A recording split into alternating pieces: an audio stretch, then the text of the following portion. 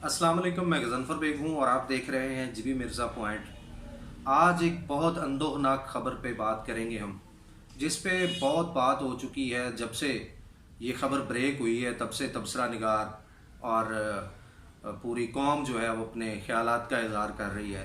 तो मैं भी बतौर पाकिस्तानी शहरी और बतौर एक इलाकाई रिपोर्टर और सहाफ़ी के ज़रूरी समझता हूँ कि इस मौजू पे बात करूं और अपने जो जज्बात हैं उनका इजहार करूं और शहीद के साथ अपनी मोहब्बत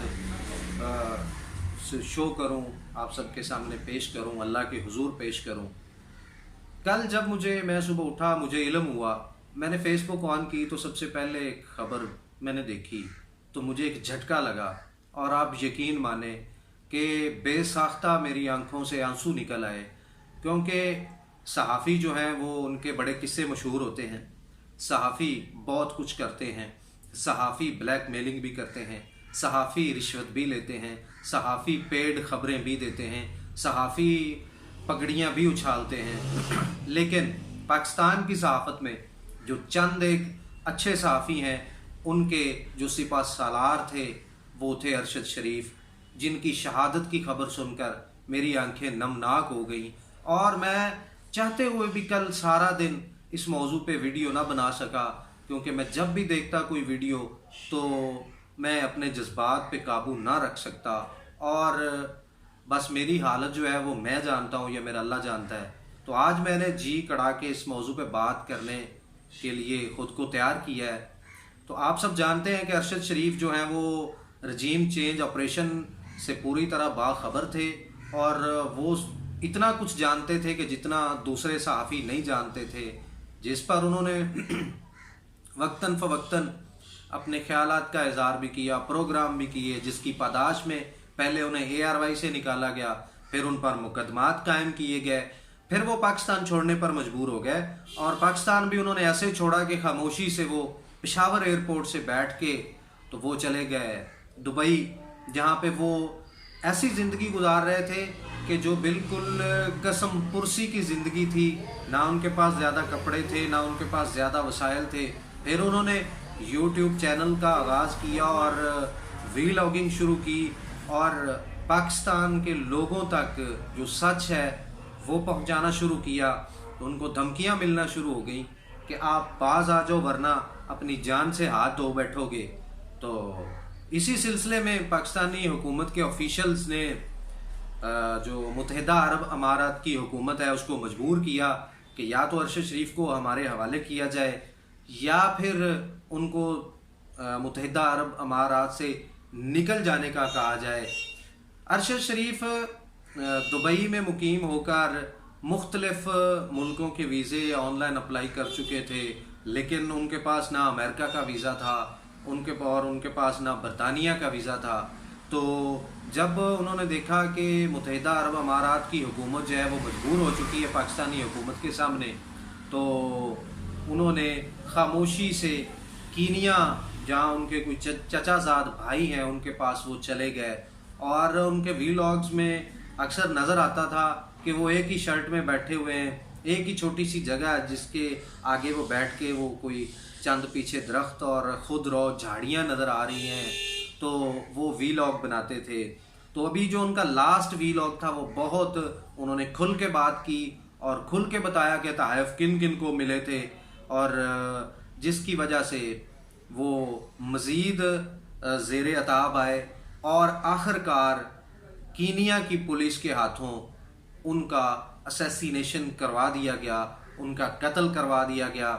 अगर कोई समझे कि ये कत्ल की कोई आम वारदात है कि पुलिस ने नाका लगाया हुआ था और एक गाड़ी नहीं रुकी तो उन्होंने फायरिंग कर दी और क्रॉस फायरिंग में वो कोई बंदा मौत के घाट उतर गया, तो ये बिल्कुल नहीं है। अरशद शरीफ जो हैं वो निहत्ते थे, उनके पास कोई हथियार नहीं थे, वो गाड़ी में जा रहे थे तो उन्होंने देखा कि सामने कुछ छोटे छोटे पत्थर रख के सड़क ब्लॉक की गई है, तो उन्होंने समझा कि शायद कोई वारदात करने वाला है, तो गाड़ी नहीं रोकी। इसी दौरान जो सुनने वाले हैं या जो ऐनी शाहिदीन है उनका कहना है कि गोलियों की तड़तड़ाहट सुनाई दी और इस तड़तड़ाहट ने पाकिस्तानी कौम के एक नडर बेबाक सहाफ़ी और सपूत को निगल लिया और फिर इस खबर को दबाया गया है।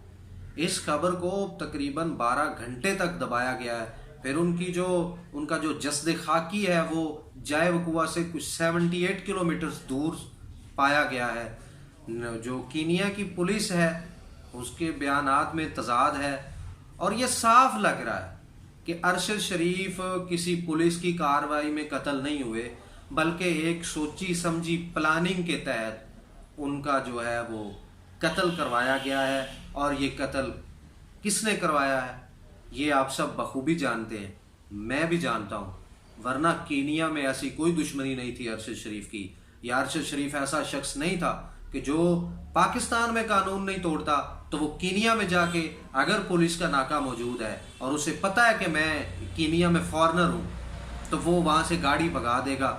ऐसा नहीं हो सकता। ये सब कहानी बनाई जा रही है, ये सब ड्रामा बनाया जा रहा है। उसके कत्ल को जो है वो दूसरा रंग देने की, उसे हीरो से विलन बनाने की कोशिश की जा रही है। तो याद रखो, तुम जो साहिब इक़्तिदार लोग हो, जो तुम ताकत वाले लोग हो, ये याद रखो, दिलों में से अपने खिलाफ नफरत नहीं निकाल सकोगे।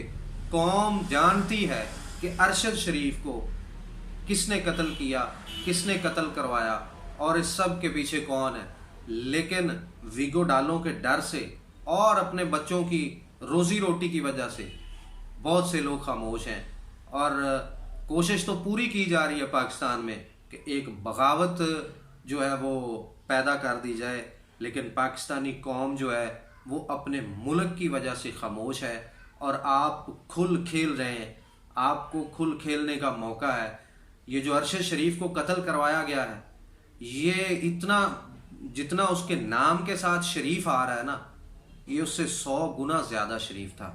और उसका नाम बिल्कुल चुन के रखा गया था, शरीफ। इसका कत्ल रायगा नहीं जाएगा। ये ठीक है कि दुनिया में आप साहिब इक़्तिदार हो, आप ताकत वाले हो, आप बोलने वाले का मुंह बंद करवा सकते हो।